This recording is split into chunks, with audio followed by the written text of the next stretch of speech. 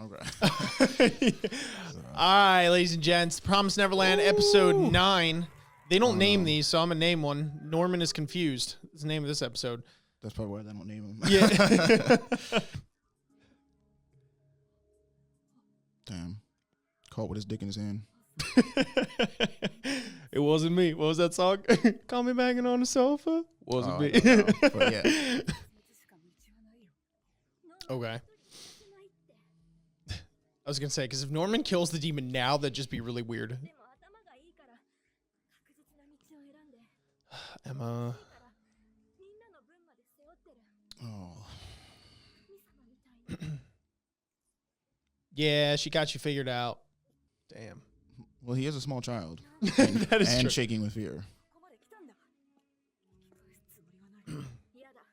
Norman, enough with this. Yeah, it's like you can't go in a half-baked, Norman. Like, you either going to do this or you're not. You ain't Kami.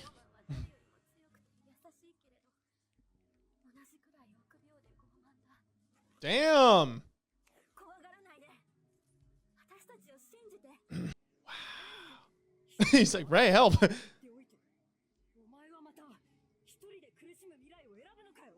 Damn.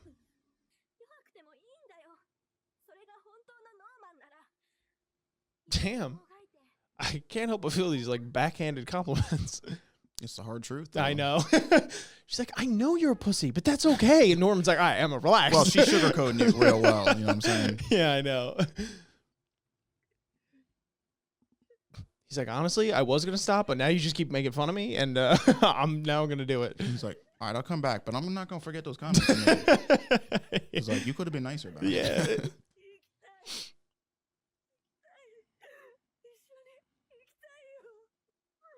Oh. Yeah. Whoa. Oh. Oh, no. Grandpa's home. Jesus Christ. She's got so many arms, dude. Was that? Whoa. Oh, he's cutting the... Oh. Damn, did he really have to cut his whole arm off? He couldn't have just gave himself a...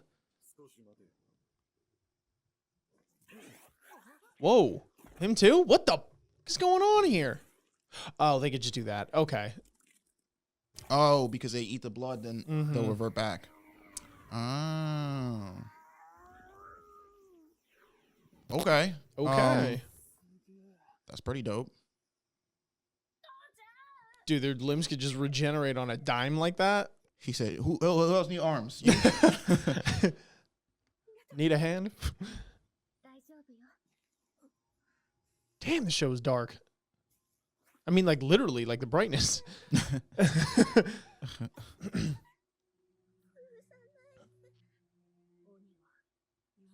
Oh, dear. Oh, come on.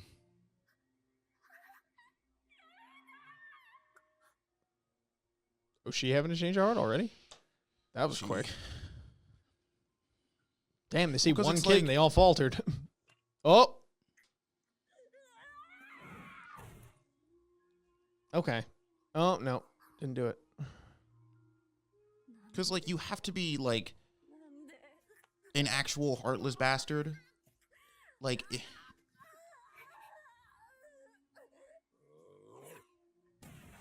Whoa. Holy shit. Okay, that guy don't play games. Okay. And why can he leap like a fucking frog, bro? They put that frog juice. That was his experiment.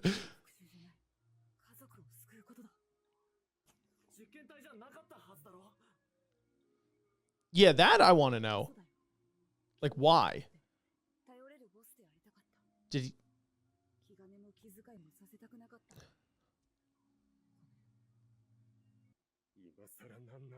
Oh, jeez.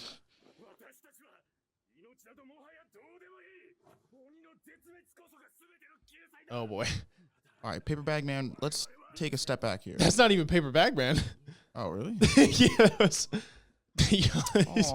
Like, that is Paper Bag Man. No. Someone else was talking before. He had another mask on. That guy. That's the guy who was bitching. Oh. Oh, wait, but wasn't he the one? All right, never mind. Oh, Sanju. What up, girl?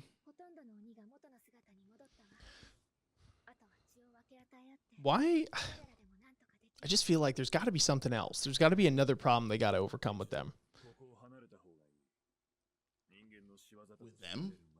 I don't know, bro. It just seemed too good to be true.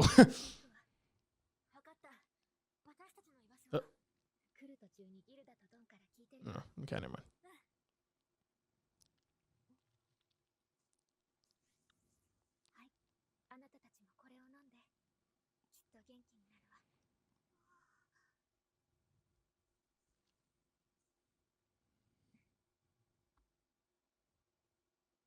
Okay.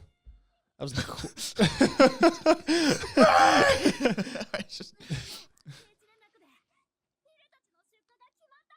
Oh, shit. That's not good. That's not good. Okay. There are just so many questions I have that I just feel there's no way they're all going to be answered.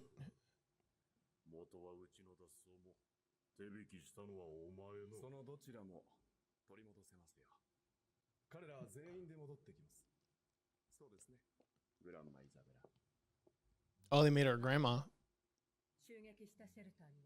Okay.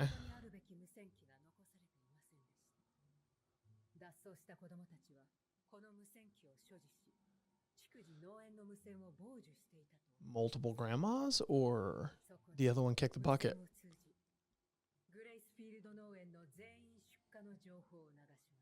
Ah, they got him. I don't understand why Isabella's had this like 180 though. I feel like there's a lot of that going on. A lot of what? Like 180s going on. Like all Norman's crew was just like, oh yeah, you know what, Norman? Like you're well, you they know. weren't like. I kind of feel like they weren't really about it. Like they're just lashing out. I feel like, yeah, I guess. Just happened so fast, you know.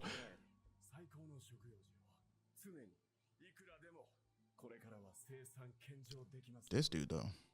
Okay. Crazy. Is this like Head Demon? Probably. He's got a wicked looking mask.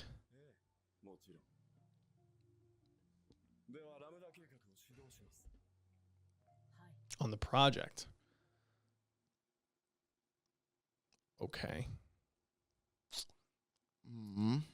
Interesting. Interesting.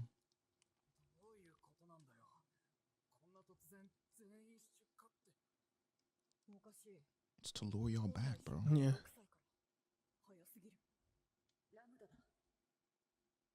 Oh.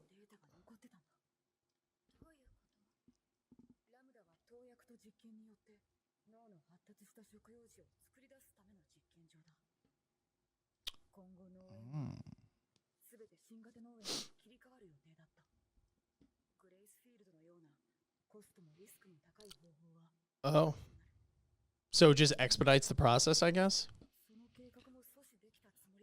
Well, as far as getting kids like Norman, I guess. Mm.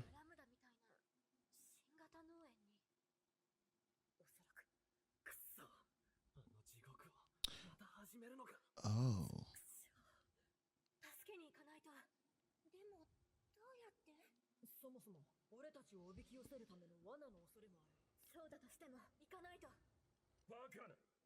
Oh.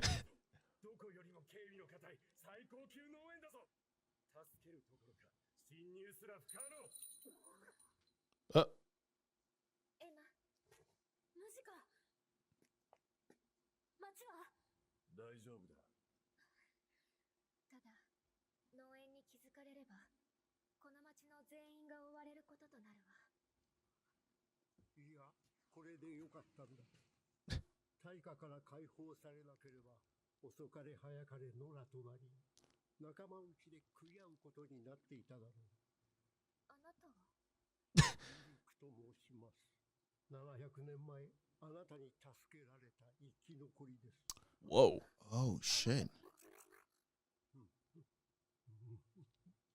700 years ago? Damn. Well, that's probably like nothing for these demons. I guess.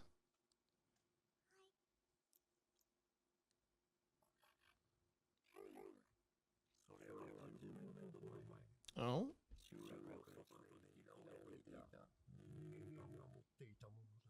Oh, is this Minerva? what's his, yeah.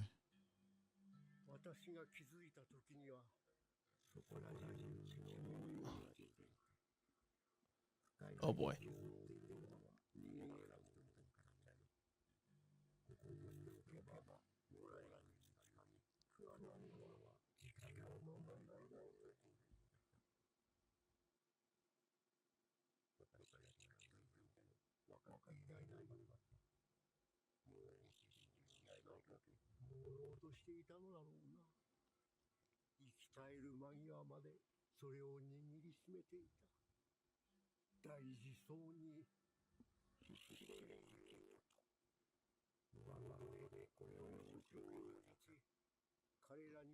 Oh.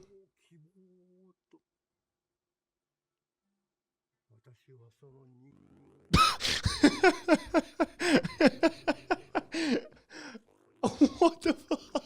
Damn.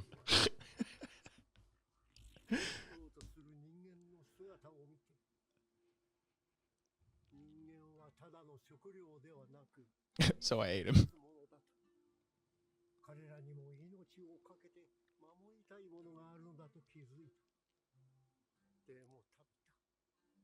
Damn. Oof.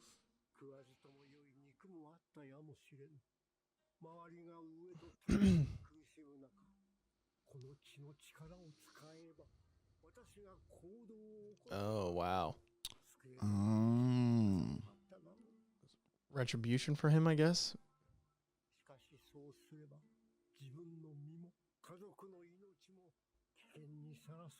fear, bro. Damn.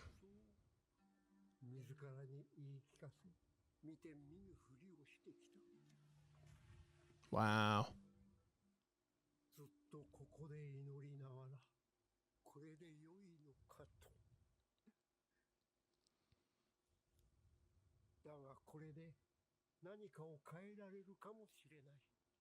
Damn.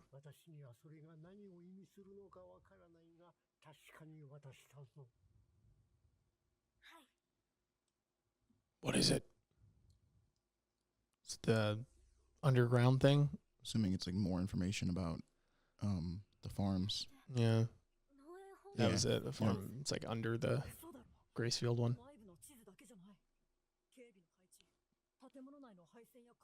Oh, damn. It's the whole 411. Okay.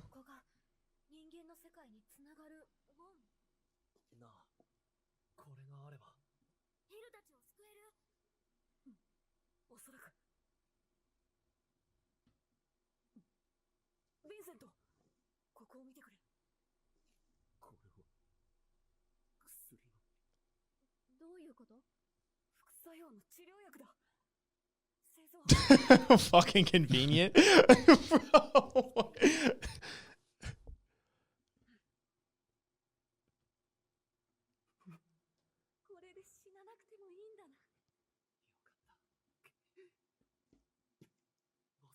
Guy's like, yeah, me too.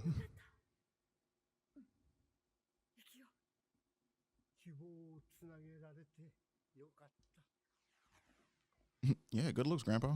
Yeah.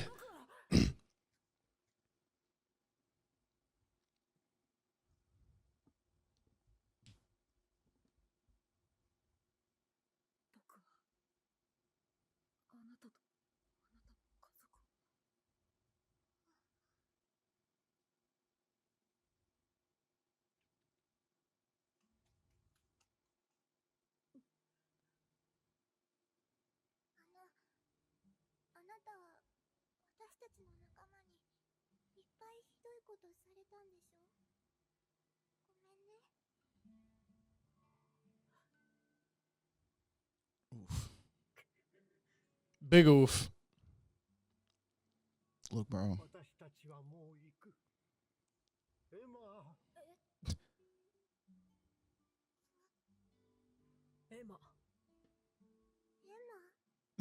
Emma? Martha?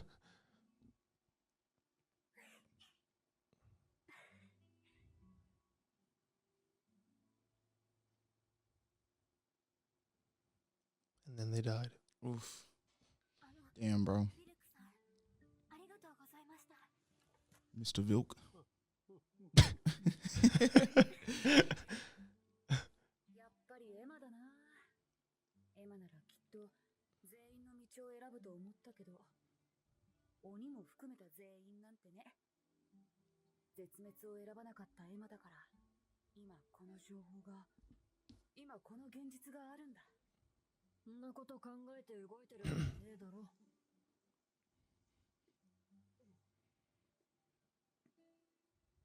行くよ、フィルたちを助けに。おう。よし、行こう。グレイスフィールドハウスへ。 Like, yeah, keep it down.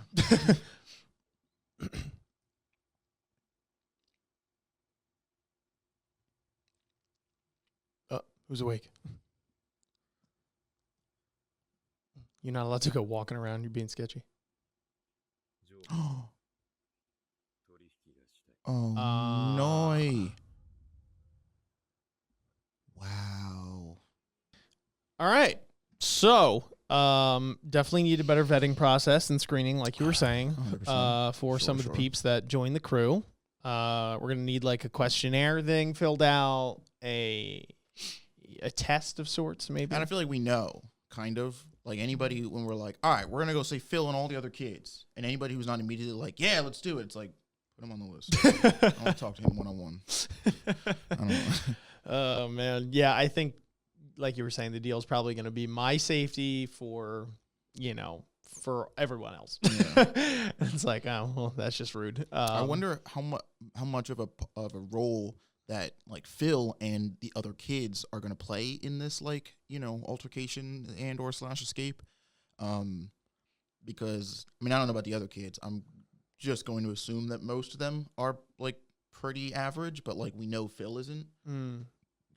Excuse me. So I wonder what, if like maybe they're either going to go back and fall into a trap because of that bald dude who like, is betraying them, but then like maybe Phil will like have been working, behind the scenes at the farm to like set something, like to I don't know, but I just feel like that's probably got to be the unaccounted for variable, at least as far as I'm concerned. Like the Isabella and or whoever is like running that farm like still doesn't really know how on top of things Phil is, like, in secrecy. So and they basically know that Emma and company are coming back to the farm. So like they can't, even now they have like the map and the layout of the garden and stuff, like and now that we figure out there's a traitor amongst them, we don't really have the surprise element or like, we can't like sneak up on them or whatever. So like, I feel like it's going to have to be somebody on the inside who's going to have to like sort of like redistribute, the marbles everywhere, so to speak, to mix up the game. Yeah. I'm hot take here. I'm hoping one of the three isn't going to make it out of this. Like in the end, like whether it's they have to stay behind to get everyone else out or whatever the case might be, or like maybe the cure isn't actually a cure or something like that, and there's something that goes down. Because I won't lie, there's one thing that's kind of disenfranchising me with this season, and it's the fact that I feel like every time there seems to be a critical decision that should, even though it's the right one, like the point is that doesn't mean it's the easy route. And I do feel like they keep on getting thrown like these handicaps, in the sense that it's like there's always something that kind of saves them from like the dire consequences of going down that route. So I feel like for me personally, if there really is a cure down there for Norman, not that it invalidates the decision that he made, because the decision that he made is the right one. Obviously, there's the lesson, but I also feel like an equally important part to that lesson is that just because you made that right choice doesn't necessarily mean that the universe rewards you, in the sense that like rewards you with your life, and like that there's always going to be an out to it. Like that might actually require you to sacrifice or put your faith wholeheartedly even when you're not around in people, or like something along those lines. And like it's going to take like there's going to be a lot of consequences and grit that goes along with that. So I'm like not in a way where it's like I just hope somebody dies, like just because, but like I feel like for that reason it's just like I don't know. We got, what, 1, 2, 3 episodes left, 10, 11, 12. I think there's 12 in this. I'm curious to see how things shake up, like if they all just like skedaddle on out of there. But I'm like hoping that there's some sort of consequence for, you know, the price of freedom and the price of saving everyone, you know. But that's just my hot take on it. I mean, I don't know. I'm sure there's going to be some consequence. I don't think like every single person on our side is going to make it out scot-free. I get it. I don't really know if like one of the main 3 has to die to like make that point. Because I feel like even if you take like one of the 2 demons here, Mukija or Sonja, right? That's his name. Sanju and Sanju. Muji. Or even any of the kids, like, you know, Dawn, like I feel like, or one of the kids in the farm that, you know, we, like I said, like what if Phil is the one who ends up like coming up with some filibuster move, but like at the cost of his, at the cost of his life. Like I feel like I can see that. The lesson of that sacrifice makes sense, but it doesn't necessarily like doesn't have to be one of I Ray, Norman, can or get Emma. behind that. I guess maybe the reason I said one of the trio, I guess I can redact that statement and morph it into someone that is relevant, someone that it's like a crowd favorite or touted as like a main character, whether it be like Dawn, Gilda, one of the 3, or Phil, I would say. The reason being is because I feel as if in a real life scenario, obviously any life that is lost, there's the consequence, right? So if it's like any of those kids that's there, but I feel like to the audience and kind of like trying to relay the point in which I thought was a good point, and a necessary one to make, that the lesson doesn't really hit home unless it's one of the major characters. And then you're like, oh, like that consequence is very real and visceral for an audience member. Cause it's like, oh, I cared about one of those characters. So I get the point, like the other side of this, that like, this is the consequence. Whereas like maybe if one of the other ones dies, obviously that's terrible, or like, you know, doesn't get to come along and get their freedom. It's like, oh, that sucks. But if you didn't really care about them to begin with, then it's like you kind of didn't get the point of the lesson. You know what I mean? Yeah, I kind of thought they were going to do this whole thing where like Isabella was going to be the trump card. And she was going to be the one that like does something like a sacrifice play to get the kids out this time. Doesn't seem like that's the case anymore. Yeah, but now it doesn't seem like, unless she's like, you know, double, triple gooping everybody, and like she's pretending to be working with the demons again, but she's actually still working with the kid. Like, but yeah, I guess I do agree that like if somebody were to die, it obviously is going to hit harder if it's somebody whose name we know. Yeah, I don't know. There's also part of me though that, I mean, like, because obviously every single person making out is a little like, whoa, damn. But like, there's a part of me that's like, if I think if we make it out here with the, like maybe like, you know, the core group, like let's say the 2 demons and like the main 3, and like maybe 1 or 2 other people, like that, because I guess the thing here for me is clearly it's, you know, this season's been dancing around this whole like, okay, do you shoot and try to fight for a world where demons and humans can coexist, even if that's the harder route to do, because you have to, you know, account for like, you know, demons not trying to eat humans and humans not trying to eat demons, and like just the you know, the societal gap or whatever you want to call it, or do you just go back to the fighting, because that's what already exists, and that's what's just, you know, been happening or whatever.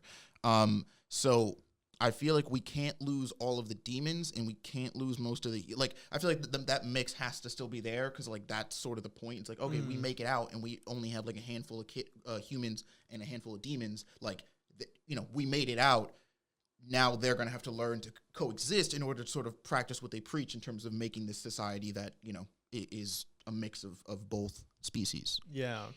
Yeah, it's interesting. Also, I would love to get, I know I'm not going to, because I think that was the point. I wonder, some questions answered, but I wonder if the token to Isabella was that, okay, we make you a grandmother to get them, you know, because they never explicitly stated what was in it for her. He kind of just whispered it, but now all of a sudden she's a grandmother. So it seems interesting that she got promoted to prisoner to grandmother. I like hope not, but me that's neither. Probably what it is, or like, because I think supposedly one of the arcs that got cut out was always Isabella's arc. Like, it was apparently an arc that's supposed to do a lot for her character in terms of development or whatever.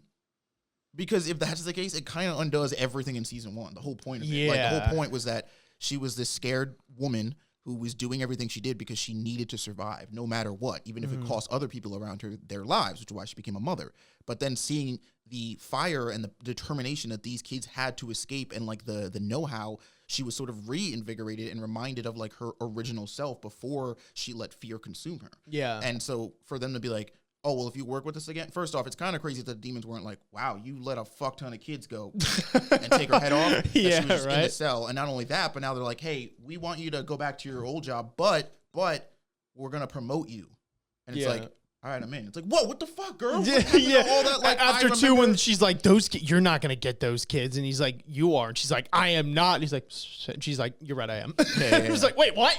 Like, what the hell? Was I saying you're not going to get the kids? Because I'm going to get them. I'm going to, each and every last one. I'm going to murder them all like, with my bare hands. And it's like, what happened to like season 1? That's what I'm thinking. Because I can't think of anything else that she wants, right? They're like anything else that they could offer as a bargaining chip for her to go so far in, besides saying, hey, we're not only going to spare your life, but we're going to promote you so you are like higher in the hierarchy here. Because the only other 2 things that at least we get from her small backstory in season 1 is that she cared for the orange-haired kid who played the ukulele or whatever the hell, or the guitar, or whatever the hell it was. Ukulele just sounds cooler, but that guy, and I guess Ray is like her biological child. So like that's the only other 2 things I could see where it's like either that kid was still alive somehow, which I highly doubt, because it seems like I think the point of it, I think he's dead. Yeah. And then, but by some crazy chance, if he's alive, or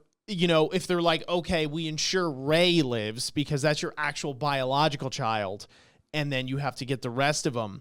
But I don't know. It just seems like I don't think that's there's just not enough. Like, we haven't had enough time with Isabella to get inside her head.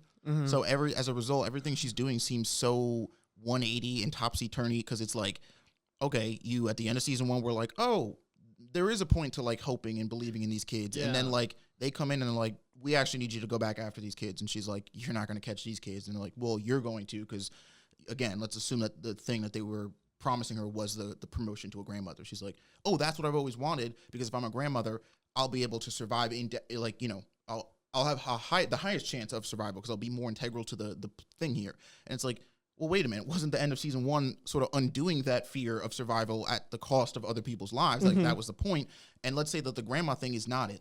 Maybe they were like, if you help us, we'll send you straight back to the human empire. So that, like, you have an indefinite chance of survival because you won't even be involved in any of this. Still, it's the same thing of undoing the trouncing of fear that we had with her in season 1, where it's like, according to how character development works, that shouldn't be a thing for her anymore. Yeah. She shouldn't be like, well, I don't care if I die. Like, I'm now, signed on board with these kids and getting them, the safety or whatever. Yeah, so it nullifies the point of the lesson. Yeah. And then the other question that they're probably not going to answer, because it seems that they just keep whisking it under the rug, as in like, okay, this is what it is and that's it, is why they pumped Norman with drugs.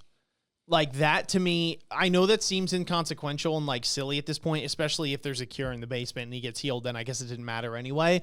But I'm like, why? Like, that confuses me so much, because it's like, he's got the biggest brain there is out there. So he's either the best delicacy there ever was, and then I could have swore that when he was there, they were pumping him up to be kind of like the new guy, right? Because it's like, bro, he didn't fail a test. He didn't get a question wrong. None. So it seems really counterintuitive to be like, okay, this is like a unicorn of a chance here to make something out of this kid.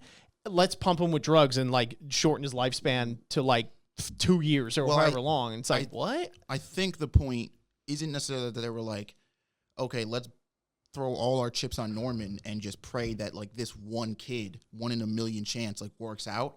But it was like taking as much from Norman and putting him under as much stress to sort of like stress test what somebody of that ability is capable of, but then finding a way to replicate someone like him. Like, I think the Lim Beta I think it's called project, which is essentially to mass produce people like Norman. Like, they needed Norman and were probably doing a bunch of tests on him to get like DNA, blood samples, all this other shit. And as a consequence, like I said, of like trying to stress test him is probably all those drugs mixed in. Like, it was probably essentially to be like, okay, let's put him under the worst stress case scenario possible, see how well he performs, because then again, we can take all these genetics and stuff and all the core stuff and just start selectively breeding either an even more perfect version or our own several versions, so we can keep doing this with 100 and we don't have to bank on this one kid, because he doesn't seem like in it to win it anyway, as far as like the drive, as far as like something like Isabella has. So they're like, all right, if we breed 100 of these kids, like we could from a young age, like